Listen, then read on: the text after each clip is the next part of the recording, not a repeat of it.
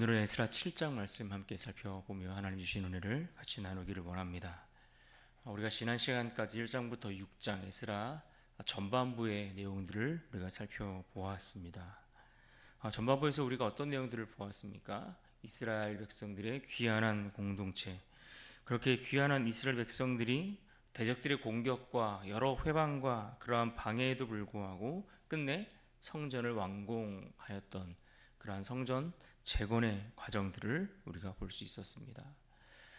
중단되었던 성전 공사가 다시 재개되면서 약 4년 만에 재건되기는 했지만 실제로 시작부터 그 방해되어서 중단되었던 시간들까지 그리고 그 이후의 시간들까지 다 포함하면 대략 40년에 가까운 시간들이 이어져 온 것입니다. 성전 재건은 단순한 그들에게 건축의 역사가 아니라 공동체의 신앙과 정체성을 회복하는 그러한 긴 여정이었고, 이것은 하나님의 말씀과 그분의 손길을 통해 완성되었다라는 것을 우리가 확인해 볼 수 있었습니다. 특히 성전이 다시 세워졌기는 했지만, 그러나 이것이 그들에게 앞으로 해 나가야 할 그러한 일들이 다 끝난 것은 아니라고 우리는 이해할 수 있습니다. 하나님께서 진정으로 그들에게 원하시는 것은 그저 단순한 건물로서의 성전이 아니라 그 안에 말씀과 예배로 세워지는 그러한 백성들, 그러한 믿음의 공동체를 세우는 것, 그것이기 때문에 그렇습니다. 그래서 이제 보실 에스라 7장부터는 이제 후반부의 이야기들을 우리가 살펴보게 될 텐데, 하나님께서 하나님의 성전을 세우신 이후에 이제는 하나님의 사람을 세워가시는 그러한 이야기들을 우리가 볼 수 있습니다. 그리고 그 사람의 이름이 에스라이고 그가 그 대표적인 인물로 리더로 그 역할들을 감당하는 것을 볼 수 있습니다. 이 에스라가 7장에 등장하는데 이 에스라라는 인물은 개인의 등장이 중요하다라기보다는 그가 이제 7장 이후에 또다시 새롭게 이끌고 돌아오는 제2차 귀환 공동체가 두 번째로 바벨론에서 그 포로되었던 땅에서 그들이 고국의 땅으로 돌아오는 2차 귀환 공동체를 이끌고 그들의 이야기가 시작되는 장이 바로 오늘 7장이기 때문에 그렇습니다.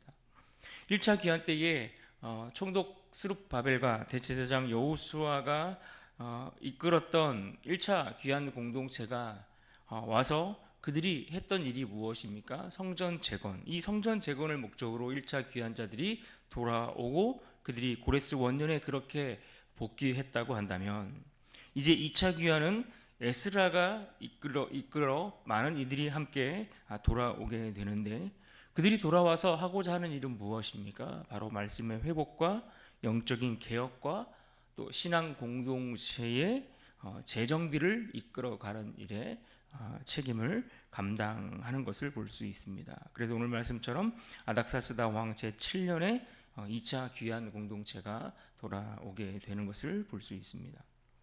여기 1차 귀환과 2차 귀환자들 사이에는 무려 약 60여 년의 시간 차가 있습니다. 이 긴 시간 동안 비록 성전은 완성되었지만 그러나 백성들의 신앙은 여전히 정돈되어야 할 필요가 있었기 때문에 그렇습니다.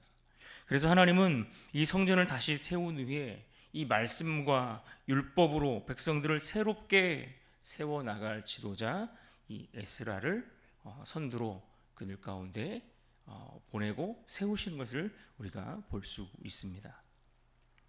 이제 본문 1절로 들어가 보면 오늘 7장은 이렇게 시작합니다. 이 일 후에 바사왕 아닥사스다가 왕위에 있을 때에 에스라라 하는 자가 있으니라. 그는 스라야의 아들이요 아사랴의 손자요 hil기야의 증손이요.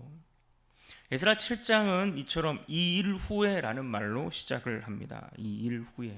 이 일이라는 것은 성전이 완공된 후에 그들 가운데 성전이 다시 세워지고 예배가 회복되어 가는 그러한 일이 있었다라는 것을 가리키고 있는 그러한 표현입니다. 그리고 하나님은 이제 새로운 시대를 준비하기 위해 한 사람을 부르셨는데 그가 누구라는 겁니까? 바로 에스라라는 것입니다. 그래서 7장의 시작은 이 에스라라는 인물이 어떠한 사람인가에 대해서 소개해 주는 말씀으로 출발합니다. 먼저 그는 어떤 사람입니까? 그는 계보로 볼 때, 혈통적으로 볼 때 그가 어떤 인물인가에 대해서 알려주고 있습니다. 그는 스라야의 아들이다라는 말로 시작합니다. 스라야는 누구입니까? 그는 바벨론에 의해서 예루살렘이 함락될 당시에 이스라엘의 유다의 대제사장이었습니다. 그런데 여기에 아들이라고 스라의 아들이라고 표현했는데, 이 아들이라는 말은 문자 그대로 아들이라기보다는 자손의 의미로 그렇게 사용되었다라고 볼 수 있습니다. 즉 에스라가 대제사장의 혈통임을 그의 계보를 통해서 강조하고 있는 겁니다. 또 hil기야의 증손이라고 했습니다. 이 hil기야의 증손, 이 hil기야는 누구입니까? hil기야는 요시야 왕 때에 성전에서 율법책을 발견했던 그러한 대제사장, 그가 바로 hil기야입니다. 그렇게 그의 계보를 쭉 이어가다가 6절에 보면 그를 이렇게 소개하고 있습니다. 이 에스라가 바벨론에서 올라왔으니 그는 이스라엘의 하나님 여호와께서 주신 모세의 율법에 익숙한 학자로서 그의 하나님 여호와의 도우심을 입음으로 왕에게 구하는 것은 다 받는 자이더니. 6절의 말씀은 이제 그의 계보가 아닌 그가 신앙적으로 어떤 인물인가에 대해서 이야기를 해주고 있는데, 그를 율법에 익숙한 학자였다라고 그렇게 소개하고 있습니다. 여기서 말하는 학자라는 것은 율법의 전문가를 이야기를 하는 겁니다. 그래서 그는 성경을 필사하고 또 성경을 해석하고 가르치는 일을 맡았던 그러한 서기관이라고 할 수 있습니다. 또 율법에 익숙하다라는 것은 단순히 지식적으로 성경을 율법을 아는 정도가 아니라 모세의 그 율법을 실제 삶으로 살아냈던 사람이다라는 것도 우리가 엿볼 수 있습니다. 게다가 5절의 기록처럼 족보로 볼 때도 아론까지 이어져 올라가는 것을 볼 때 그는 혈통적으로도 그렇고 또 그 이후에 소개되는 그에 관한 그런 설명도 그렇고 혈통적으로나 신앙적으로나 그야말로 말씀을 정말 묵직하게 품고 살아왔던 그런 인물이었다라고 그에 대해서 정리해 볼 수 있습니다. 이처럼 하나님은 성전을 재건하게 하신 후에 이제는 그 성전에서 하나님 앞에 예배를 드려야 할 그러한 신실한 사람들을 세우기 위해 누구를 세우는 겁니까? 사람을 세우기 위해 사람을 통해서 일하시기 시작하는 것을 볼 수 있습니다. 성전에서 하나님을 신실하게 예배하는 사람들을 세우기 위해 사람을 세우시는 것, 이것이 하나님이 일하시는 방법입니다. 특별히 그 사람은 어떤 사람입니까? 말씀과 아주 밀접하게 관련되어 있고 그 말씀에 있어서 철저하게 아주 잘 준비된 그러한 사람이라는 것을 알 수 있습니다. 말씀의 사람이 말씀의 사람을 세우기 위해 그 회복의 모든 과정들을 이끌어 가고 있는 것을 우리에게 보여주고 말씀해주고 있습니다. 건물이 아니라 말씀에 붙들린 사람 그 한 명을 통해 결국 그 회복의 불씨를 붙이려고 하시는 것을 우리가 알 수 있는 것입니다. 또 6절 하반절을 보시면 그의 하나님 여호와의 도우심을 입음으로 왕에게 구하는 것은 다 받는 자이더니 라고 했습니다.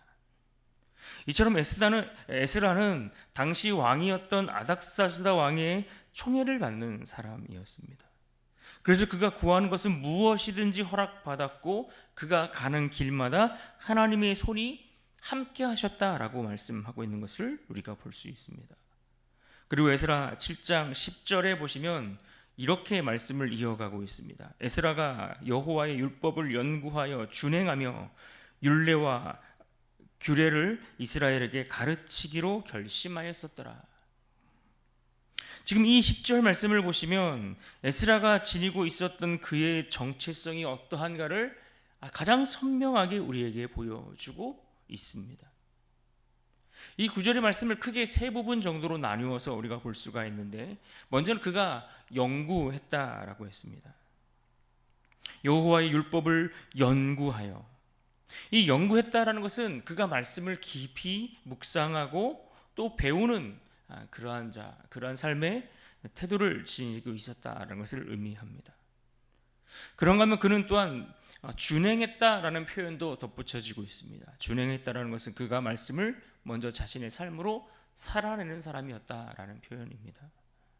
그가 하나님의 말씀을, 율법을 자신의 삶으로 살아내는 그러한 실천적 삶을 살아왔다라는 증거라고 할 수 있습니다. 또한 가르치기로 결심했다라고 했는데 말씀을 전하고 세워가는, 그의 말씀을 그저 혼자 알고 혼자 실천하고 혼자 그 말씀대로 살아가기를 힘쓰는 자가 아니라 말씀을 전하고 또 그 말씀을 통해 사람을 세워가기를 힘썼던 그러한 사명자로서의 헌신된 사람이었다라는 것을 우리가 확인할 수 있는 그러한 말씀입니다.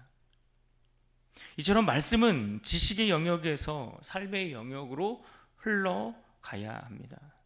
단지 아는 것으로 끝나지 않고 이 에스라를 통해서 표현되고 말씀하고 있는 것처럼 삶의 영역까지 이어져 가야 하고 연결되어야 합니다.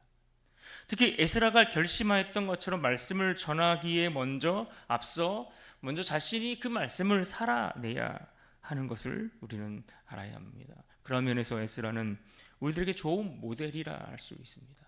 말씀을 연구하고 그 말씀대로 먼저 실천하여 순종하여 살아가기를 힘쓰고, 그리고 자신이 살아갔던 그 말씀을 이제는 누군가에게 가르치고 전하여 또 다른 하나님의 신실한 사람들을 세우기에 애쓰는 것, 이것이 오늘 이 시대를 살아가는 우리의 또한 모습이어야 하지 않겠습니까?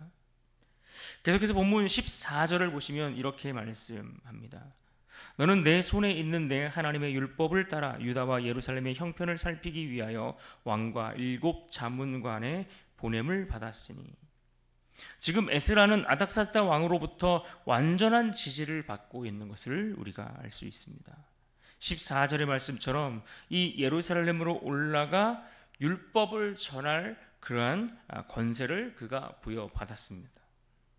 또 이어지는 15절과 16절을 보시면 그는 금과 은으로 성전을 섬길 재정까지도 지원받도록 약속을 얻었습니다. 심지어 25절의 말씀에 보시면 백성과 제사장들을 다시 교육할 수 있는 그러한 권한, 그러한 권위까지 그가 맡을 수 있었습니다.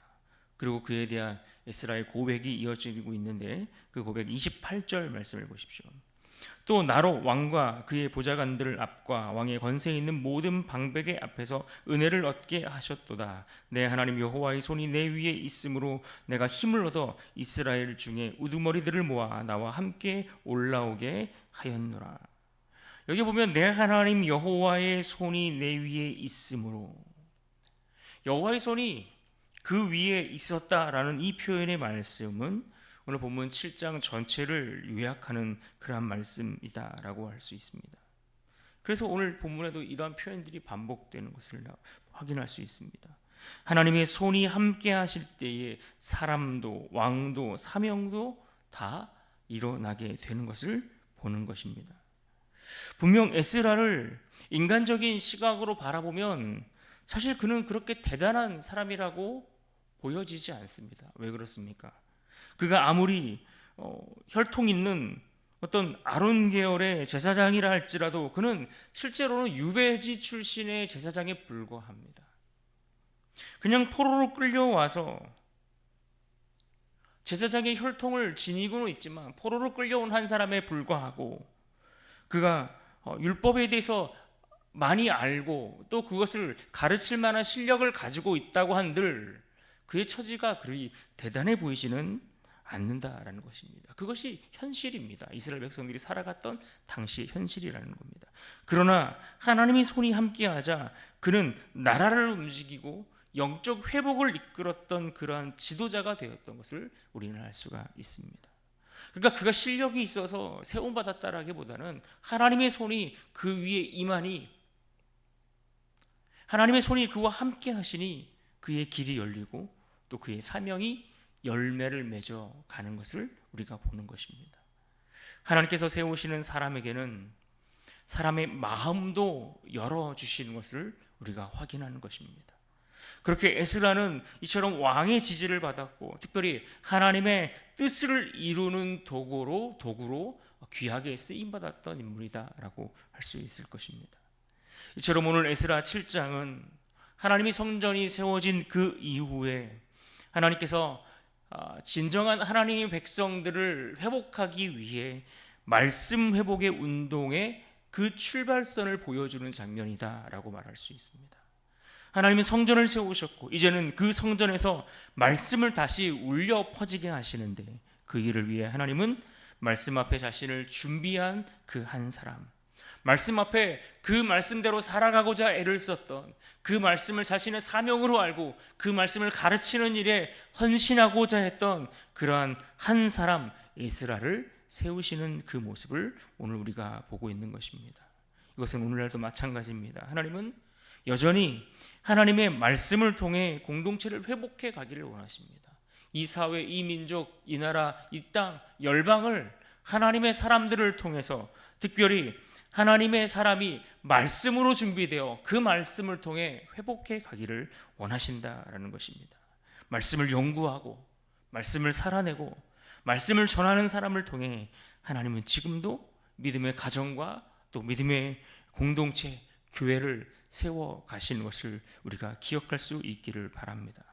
그런 의미에서 오늘 우리가 붙들고 기억해야 할 말씀이 있다면 본문 10절의 말씀을 붙들고 기억하면 좋겠습니다.